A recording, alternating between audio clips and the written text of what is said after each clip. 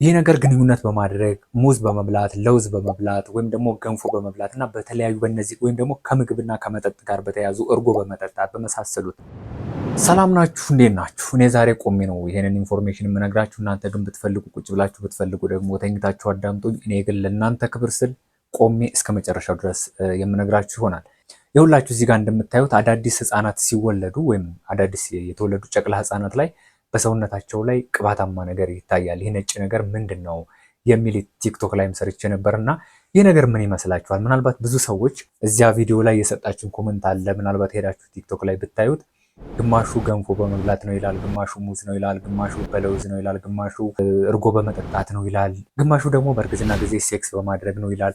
እዚያ ቪዲዮ ላይ የሆነ ምሳሌ ሰጥቻችሁ ነበረ የምታስታውሱ ከሆነ እውነተኛ ታሪክ ነው፣ የፈጠራ ምናምን አይደለም። እና የሆነች እናት ከወለደች በኋላ ልክ ህፃን ያው ለቤተሰብ ምናምን ይሰጣል አይደለ? ሲሰጥ ምናልባት እናቷ ሊሆኑ ይችላሉ፣ የባሏ እናት ሊሆኑ ይችላሉ፣ ወይ ደግሞ አክስት ምናምን እንደዚህ አይነት ነገር ሊሆኑ ይችላሉ። ብቻ ዝምድናቸውን አናውቅም። ህፃኑን ከተቀበሉ በኋላ ምንድን ነው ያሉን? እንደዚህ አይነት ነገር እኮ በወሲብ ነው የሚመጣው፣ ወሲብ በእርግዝና ጊዜ ሲያደርጉ ነው እና ነገር ግን አሁን ችግር የለውም ወይ ለህፃኑ ምናምን ብለው ሲጠይቁን ምንድን ነው አረ አይገናኝም ምናምን ብለን ለማስረዳት ሞከርን እና አረ በፍጹም እኔ አውቃለሁ እንደዚህ አይነት ነገር ገጥሞኝ ያውቃል ምናምን አሉ እና ተለያየም ማለት ነው። ስለዚህ ነገር ማወቁ ምን ያክል ጥቅም እንዳለው በኋላ ላይ ትረዱኛላችሁ። አሁን ግን እናቶች ወደፊት ለመውለድ የምትፈልጉ ነፍሰ ጡርም ከሆናችሁ ደግሞ እስከ መጨረሻው ድረስ ይህን ቪዲዮ ላይክ አድርጉ። እንደዚሁም ደግሞ ቻናሉን ሰብስክራይብ ሳታደርጉ እያያችሁኝ ካላችሁ ሰብስክራይብ አድርጉ።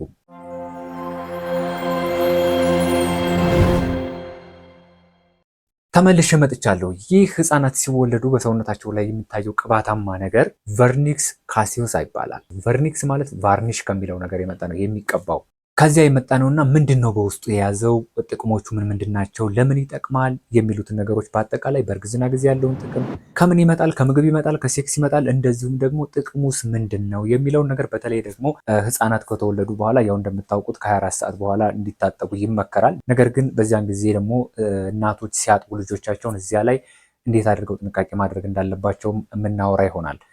ነገር ግን አሁን በውስጡ ምን ምን ነገር አለው የሚለውን ነገር እንያዝ። በውስጡ ውሃ አለው። አብዛኛውም ፓርቱን የሚይዘው ወደ 80% አካባቢ የሚይዘው ፓርቱ ውሃ ነው። እንደዚሁም ደግሞ ሊፒድስ የምንላቸው ወይም ደግሞ ስብ በውስጡ ወደ 10% የሚደርሰው ፓርቱ ስብ ነው። ያ ስቡ ለምንድን ነው የሚጠቅመው የሚለውንም እነግራቸዋለሁ። በተጨማሪ ደግሞ ፕሮቲን አለው። 10% አካባቢ የሚደርሰው ፓርቱ ፕሮቲን ነው። እንደዚሁም ደግሞ ኮርኒዮሳይትስ የሚባሉ ለምሳሌ እኛ እያደግን ስንሄድ በየጊዜው ቆዳችን ይቀያየራል አይደል? ራሱን እንትን ያደርጋል፣ አፕዴት ያደርጋል። ጽንሱ በ9 ወር ሂደት ውስጥ ራሱን አፕዴት እያደረገ ቆዳው እየተቀረፈ ስለሚሄድ የዚያ የቆዳ ቅርፍራፊ ፓርት አለው ማለት ነው። ይሄ የሞቱ ሐዋሳት ማለት ነው። ማንኛውም ፓርታችን እዚያ ቦታ ያሉ ሐዋሳት እየሞቱ በሌሎች ሲተኩ ነው አይደለም? ራሱን እየተካ የሚሄደው የመተካካት ስራ ይሰራል። ስለዚህ እነዚህ የሞቱ ሐዋሳት ፓርት እዚያ ውስጥ አለበት ማለት ነው። አሁን የምናልፈው ደግሞ የዚህ የቨርኒክስ ካሲዮሳ ሳይንሳዊ ጥቅሞችን ነው የምናየው። ሳይንሳዊ ጥቅሞቹ ምንድን ናቸው? በጣም ጥቅም አለው። ባይዘው ሳይንሳዊ የሆኑ ጥቅሞችን ነው የምንመለከተው። እነዚህ ሳይንሳዊ ጥቅሞቹ በእርግዝና ጊዜ ጥቅም አለው፣ በወሊድ ጊዜ ጥቅም አለው፣ ከወሊድ በኋላ ጥቅም አለው። በሶስቱም ጊዜያት ውስጥ ያለውን ጥቅም አሁን የምነግራችሁ ይሆናል። መጀመሪያ በማህፀን ውስጥ ጽንሱ እያለ ምን አይነት ጥቅም ይሰጣል ለጽንሱ? ጽንሱ በማህፀን ውስጥ እያለ እንደ አጋጣሚ የእንሽርቷ ቢፈስና ኢንፌክሽን ተፈጠረ ብለን ብናስብ ጽንሱን ሊያጠቃ ይችላል፣ የእንግዴ ልጁን ሊያጠቃ ይችላል፣ ራሱ ፈሳሹን ሊያጠቃ ይችላል። እና ጽንሱ ግን በቀላሉ እንዳይጠቃ ፕሮቴክት የሚያደርገው ፓርት ይሄ ቨርኒክስ ካሲዮሳ የሚባለው ቅባታማ ነገር ነው። እንደዚሁም ደግሞ ህፃኑ በማህፀን ውስጥ ምንም ችግር እንዳያጋጥመው ይሄ በማህፀን ውስጥ ቆዳው ስትራክቸሩን ጠብቆ ቴክስቸሩን ጠብቆ ልክ እያደገ ምንም አይነት የቆዳ መቀያየር፣ ማስሬትድ መሆን፣ ማሸብሸብ፣ የማርጀት ምልክት እንዳይኖር የሚረዳው ይህ ቅባታማ ነገር ነው ማለት ነው። ስለዚህ የፕሮቴክሽን ስራ ይሰራል ማለት ነው። አሁን መቼ ላይ ነው? በየትኛው የእርግዝና ጊዜ ላይ ነው ይህ ቅባታማ ነገር በማህፀን ውስጥ የሚበዛው? የትኛው የእርግዝና ጊዜ ላይ ሲደርስ ደግሞ እየቀነሰ ይመጣል የሚለውንም በኋላ ላይ እነግራቸዋለሁ። ከዚያ ጋር ተያይዞ የራሱ ጉዳቶችና ጥቅሞች ስላሉት ማለት ነው። መቀነሱም መጨመሩ እንኳ ጉዳት የለውም፣ መቀነሱ ማለት ነው። ሁለተኛው ጥቅሙ ደግሞ በወሊድ ጊዜ ነው። በወሊድ ጊዜ ለጽንሱ ይጠቅማል፣ ለእናትየዋ ይጠቅማል። ለእናትየዋ ምንድን ነው የሚጠቅመው? ጽንሱ የውስጠኛውን ፔልቪክ ካቪቲውን አልፎ በሚሄድበት ሰዓት ምን ይፈልጋል? ሉብሪካንት ይፈልጋል፣ በቀላሉ ሙልጭ ብሎ እንዲወጣ ማለት ነው። ስለዚህ ይሄ እንደ ሉብሪካንት ስለሚያገለግለው የምጥ ህመሙን እንዲቀንስላት ያደርጋል ማለት ነው። በዚያ መካከል ፍሪክሽን ወይም ደግሞ ከፍተኛ መፋተግ በሚፈጠርበት ሰዓት ከፍተኛ የሆነ ህመም እንዳይሰማት ያደርጋል ማለት ነው። ይሄ ትልቅ ጥቅሙ ነው። ሁለተኛ ለህፃኑ ደግሞ ያለው ጥቅም ምንድነው? ፍሪክሽን ቢፈጠር ኖሮ እዚያ ጋር እንደ ሉብሪካንት ባያገለግለው ኖሮ ለሰውነቱ ቆዳው ይጎዳል፣ አጥንቶቹ ይጎዳሉ ማለት ነው። ምክንያቱም ከፍተኛ የሆነ ፍሪክሽን ወይም ደግሞ መጣበቅ ስለሚፈጠር ማለት ነው። ይህ ቀላል ነገር አይደለም። ሶስተኛው ደግሞ ፖስት ናታል ላይ አዲስ ለተወለደው ህፃን የሚሰጠው ጥቅም ነው። ይህ ለፅንሱ የሚሰጠው ትልቁ ጥቅሙ ነው። አሁን ከተወለዱ በኋላ ህፃናት ብዙ ጊዜ የሚቸገሩት ምንድነው? ይህ ሃይፖተርሚያ የሚባለው የሙቀት መጠን መቀነስ ችግር ውስጥ ይገባሉ። ከሙቀት ቦታ ወደ ቀዝቃዛ ቦታ ነው በአጭር ጊዜ ውስጥ ኢሚዲየትሊ የሆነ የኤንቫይሮንመንት መቀያየር አለ። አሁን ለምሳሌ እንበልና እናንተ ሞቃት የሆነ መዋኛ ገንዳ ውስጥ ገብታችሁ ከዚያም በኋላ ደግሞ ወደ ቀዝቃዛ ቦታ ብትወጡ ከሰውነታችሁ ላይ እንኳን ብትመለከቱት በጭስ መልክ የሚወጣ ነገር ታያላችሁ። ልክ ከሞቃት ወደ ቀዝቃዛ ሲቀየር፣ በዚያ ላይ ደግሞ ሰውነታቸው ያንን ኢንቫይሮንመንት መቋቋም የማይችልበት ሁኔታ ላይ ያሉ ህፃናት በከፍተኛ ሁኔታ ለቅዝቃዜ መጋለጥና ሃይፖተርሚክ የመሆን ችግር ያጋጥማቸዋል። ይህ ቨርኒስ ካሲዮሳ የሚባለው ታዲያ ጥቅሙ ምንድን ነው ካላችሁ፣ በውስጡ ቅባት ወይም ደግሞ ሊፒድስ የሚባል ነገር ወይም ደግሞ እንደ ዘይታማ ነገር አለው እንበልና ለምሳሌ እናንተ ሰውነታችሁን የሆነ ዘይት ነገር ተቀብታችሁ ወይም ደግሞ ቫልዚን ነገር ተቀብታችሁ ብትታጠቡና እንደዚሁ ብትታጠቡት ሰውነታችሁ ላይ ትቶት የሚያልፈው ነገር ተመሳሳይ አይደለም። ቅባት ነገር ተቀብታችሁ ብትታጠቡ ሰውነታችሁ በቀላሉ አይደርቅም፣ የሆነ ጤዛ ነገር ይፈጥራል ማለት ነው። ልክ በዚያ መልኩ እንደወጡ ሰውነታቸው እንኳን በጨርቅ ቢደራረቅም ከውሃው ከሰውነታቸው ላይ ኢቫፖሬት አድርጎ በአንድ ጊዜ ኢሚዲየትሊ ሰውነታቸው የሰውነት ሙቀታቸው ወደ ሃይፖተርሚክ እንዳይገባና እንዳይጎዱ ይረዳቸዋል ማለት ነው። ይህ ከፍተኛ ጥቅም አለው። ሌላው ደግሞ እንደዚያው በማህፀን ውስጥ እንደሚጠብቃቸው ሁሉ ከወጡም በኋላ አንቲ ማይክሮቢያል ፕሮፐርቲስ ከተለያዩ በሽታ አምጪ ከሆኑ ህዋሳት ቆዳውን የመከላከል ስራ ይሰራል። በዚህ ሰዓት ታዲያ እናንተ ምንድነው ማድረግ ያለባችሁ? ብዙ ጊዜ በደብሊው እንደሚመከረው ህፃናት ከተወለዱ በኋላ ከ24 ሰዓት በኋላ እንዲታጠቡ ይመከራል። ብዙ እናቶች አሁን ይህንን ቪዲዮ መስራት ያስፈልገኝ ምንድን ነው? አንደኛ በምን ምክንያት ነው የሚመጣው? እናቶች የተሳሳተ ሀሳብ ስላላቸው ያንን ማስተካከል አለባቸው። ሁለተኛ ደግሞ ሰውነታቸው ላይ ይሄ ነጭ ያለው ነገር መታጠብ ያለበት በደንብ መቼ ነው የሚለውንም ነገር እንድታውቁ ስለምፈልግ ነው እንጂ ጥቅሙ ሌላ ነገር ሆኖ አይደለም። ስለዚህ በውስጡ ምን ስላለው ነው በሽታን የመከላከል አቅም ያለው የሚለውን ነገር ደግሞ ልንገራችሁ።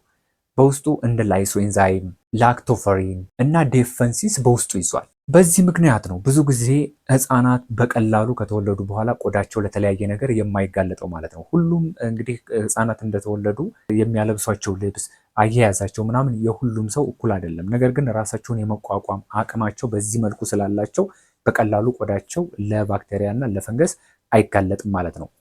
ይህም ብቻም ሳይሆን ደግሞ ህፃኑ ከተወለደ በኋላ የቆዳ ድርቀት እንዳይገጥመው ወይም ደግሞ እናንተ ልክ ሞይስቸር እንዲሆን ቆዳችሁ የተለያዩ ሎሽኖችን እንደምትቀቡ ሁሉ ያ ህፃን ለተወሰኑ ቀናት ሞይስቸራይዝ ሆኖ አሲዳማነቱን አመጣጥኖ እንዲቆይ ወይም ደግሞ ፒኤች ቫሊዩ የምንለው ነገር ተመጣጥኖ ራሱን የመከላከል አቅሙን በእነዚህ ጊዜያት ውስጥ ያዳብራል ማለት ነው።